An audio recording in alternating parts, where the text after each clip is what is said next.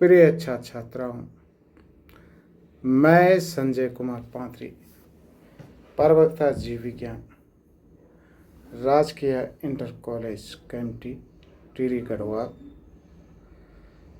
और मैं वर्ष 2024 की जो बोर्ड की परीक्षा है उसके अनुसार को कुछ प्रश्नों के उत्तरों को बताना चाहता हूँ और आप इन प्रश्नों को पढ़िए।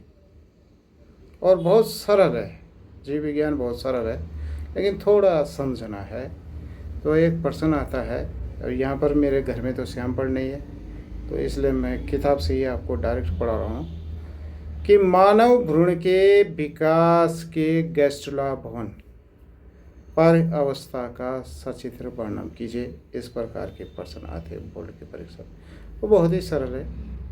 मानव में कोरक पुट्टी, जिसको हम ब्लास्टोसिस्ट, एक स्तरीय कोशिकाओं से बना गेंद जैसी संरचना, खोखली भ्रूण, और जिसके बीच में ब्लास्टोसील नामक गुहा होती है। स्त्री के गर्भाशय में अंतरोपित होने वाली भ्रूणीय संरचना है।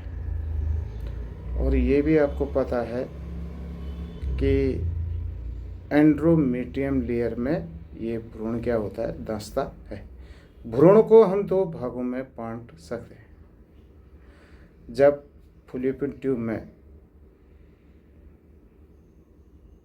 निषेचन के बाद कोशिकाएं विभाजित होकर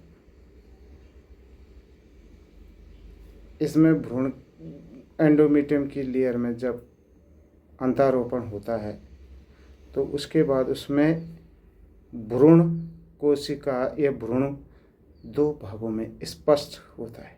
एक होता है आउटर सेल, अगर हम बात करें, एक होता है आउटर सेल, जिसको हम ट्रोपोब्लास्ट सेल भी कहते हैं, या इसको हम ट्रोपो एक्टोडर्म भी कहा जाता है।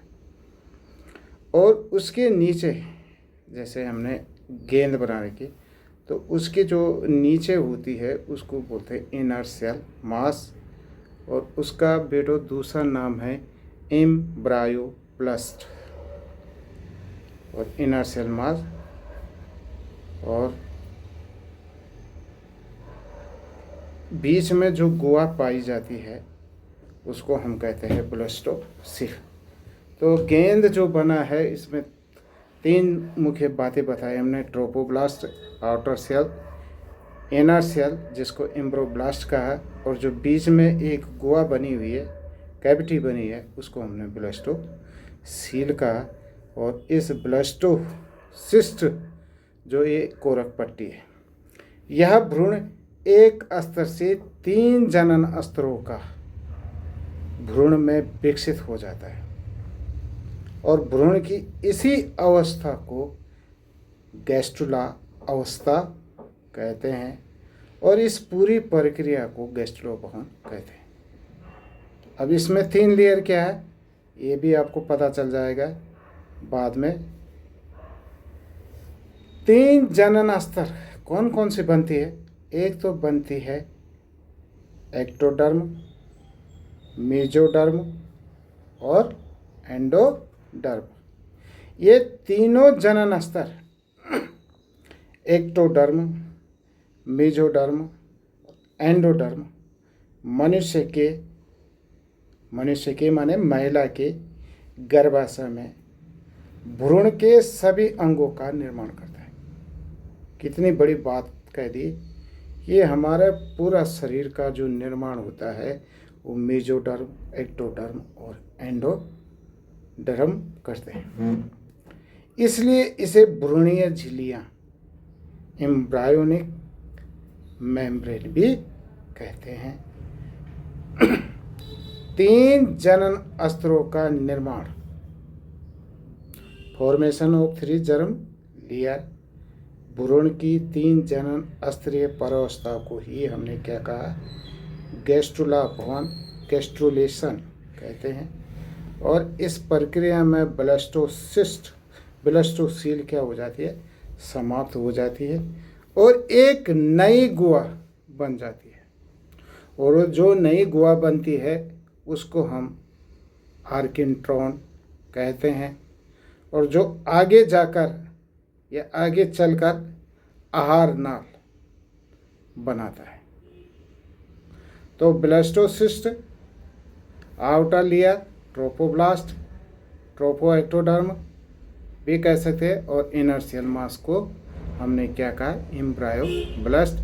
फिर हमने कहा inner cell mass 3 germ layer, 3 जनन स्तरों का निर्माण करता है, जिसको कहते हैं एक्टोडर्म, मेजोडर्म और एंडोडर्म। और हमने कहा ब्लास्टोसील क्या हो जाती है, समाप्त हो जाती है, जो गुहा होती है, और वो आर्किन्ट्रॉन कैविटी, भ्रूण की आहार नाल का निर्माण करता है। इस प्रकार गैस्ट्रोभवन समय भ्रूण के 2 भागों में बांट गया है। अब आपको ये भी पता चलना चाहिए बेटो, अगर हम महिला का जनन तंत्र देखें तो 3 जो इसकी गर्भाशय है, पेरीमीट्रियम, मायोमीट्रियम और एंडोमीट्रियम होती है। और जो ये गेंद जैसी, जो गेंद जैसा यहाँ पर आया, उसके वो किस लेयर में धंसता है, वो धंसता है आपकी एंडोमीट्रियम लेयर में। और जो उसकी बाहर की सेल होती है, ये भी आपको पता चल गया। मैं इसके फिगर भी आपको भेजूंगा। इसके ट्रोपोब्लास्ट आउटर सेल, ये जिसको ट्रोपोएक्टोडर्म कहते हैं, इनर सेल मास इसको कहते हैं एम्ब्रोब्लास्ट, और योनि, योनि आप जानते होंगे, वेजना। अब आपको ये भी पता चल गया कि inner cell mass ectoderm, mesoderm और एंडोडर्म का निर्माण करता है। अगर हम एक महिला को देखें, आप ये समझ लो कि आपके सामने एक महिला है, तो महिला के वक्षीय गुहा, जिसको हम क्या कहते हैं, थोरिक कैविटी, उसके नीचे जिसको हम उदर भाग कहते हैं, बीच में पेट वाला भाग, एबिडोमिनल कैविटी, उदर गुहा, और जो सबसे नीचे होती है पेल्विक कैविटी। ये 3 कैविटी है। तो तुम्हें ये भी पता चलना चाहिए, अगर आपने प्रयोगशाला में मनुष्य का कंकाल थर रखा है तो उससे साफ दिखाई देता है। हम बच्चों को इस प्रकार समझाते हैं कि मनुष्य के शरीर में एक गुहा पाई जाती है, अर्थात ड्रम की तरह अंदर की तरफ क्या होता है, खोखला। महिला का जनन तंत्र पेल्विक कैविटी श्रोणि में पाया जाता है, थोरिक कैविटी में महिला के चेस्ट, छाती की गुहा पाई जाती है, और डायफ्राम के नीचे पेल्विक कैविटी पाई जाती है। तो आपने एक महिला के ये 3 मुख्य भाग आपकी समझ में आ गया। आउटर सेल ट्रोपोब्लास्ट, ये ट्रोपोएक्टोडर्म, ये कोशिकाएं बाहर की ओर होती है, और जो इनर सेल मास होती है, ये कोशिकाएं भीतर की ओर अलग हो जाती है। ये कोशिकाएं समसूत्री विभाजन द्वारा विभाजित होकर ट्रोपोब्लास्ट की भीतर की ओर एक संपूर्ण परत का निर्माण करता है, जिसको अंतःजनन स्तर एंडोडर्म कहते हैं। तो इस प्रकार से अगर हम देखें तो सबसे ऊपर की जो लेयर है आउटर सेल ट्रोपोब्लास्ट, ये ट्रोपोएक्टोडर्म, फिर उसके नीचे इनर सेल मास एम्ब्रोब्लास्ट, और हमने कहा सबसे नीचे किसका निर्माण हो जाता है, एंडोडर्म। अंतःजनन स्तर, जिसको हम एंडोडर्म, जब लेयर बन जाती है, लेयर बन जाने के कारण अंतःकोशिकीय समूह को, अब क्या कहते हैं, अंतःकोशिकीय समूह को एम्ब्रायोनिक डिस्क, भ्रूणीय बिंब कहते हैं। तो अगर हम डायग्राम को देखें तो ये जो डायग्राम बनेगा, ये फिगर बनेगा। आउटर सेल, इसमें हम बेटो ट्रोपोब्लास्ट लिखेंगे, उसके बाद हम लिखेंगे इनर सेल मास, जिसको हम कहते हैं मास इम्ब्रोब्लास्ट या इम्ब्रोनिक डिस्क। और उसके नीचे जो अभी तक जो लेयर बनी थी, अभी केवल एक लेयर बनी थी, और उस लेयर का नाम हमने रखा एंडोडर्म। अब इस प्रकार से जो है outer cell trophoblast, trophectoderm, inner cell mass माने इम्ब्रोनिक डिस्क, और आपका एंडोडर्म बन चुका है। इतनी चीज़ें बन चुकी है बेटो। अब मेसोडर्म की निर्माण की विभिन्न अवस्थाएं। कैसे मेसोडर्म का निर्माण होता है? जो इनर सेल मास है, जिसको एम्ब्रायोब्लास्ट कहते हैं, के पश्च सिरा की छोर पर कुछ कोशिकाएं बची हुई है जो मेसोडर्म का निर्माण करती है। बाकी बची हुई कोशिकाएं बाह्यजनन अस्तर का निर्माण करती है। इस प्रकार गैस्ट्रुला भवन में 3 प्रकार की प्राथमिक जनन अस्तरों का निर्माण करती है। सबसे ऊपर हम कहेंगे ट्रोपोब्लास्ट, आउटर सेल, फिर किसको क्या कहेंगे हम? ट्रोपो एक्टोडर्म कहते हैं।